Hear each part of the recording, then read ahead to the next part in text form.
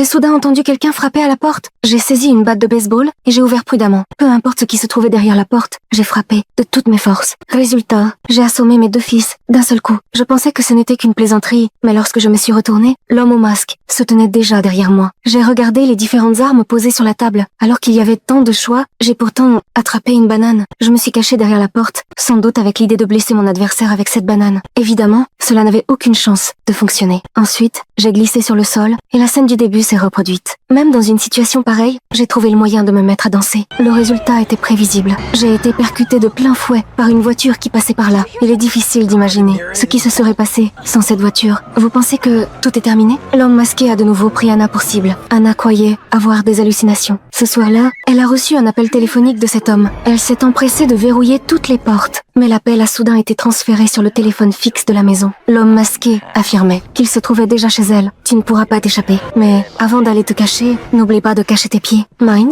elle n'avait même pas remarqué ce détail. Elle s'est retournée et est allée se cacher une nouvelle fois. Ne te retourne jamais. Sous le tapis n'est certainement pas une bonne cachette. L'homme masqué se cachait derrière un rideau, mais sa main droite dépassait, ce qui a immédiatement révélé sa position. Il n'y avait plus une seconde à perdre. La poursuite venait officiellement de commencer. Anna s'est précipitée à l'étage. Elle a lancé sur l'homme masqué tout ce qu'elle pouvait attraper. Des vases, des vélos et même divers objets qui traînaient sur son passage. Mais malgré tous ses efforts, elle n'arrivait toujours pas à l'empêcher de s'approcher. À ce moment-là, Anna a poussé un piano dans l'escalier.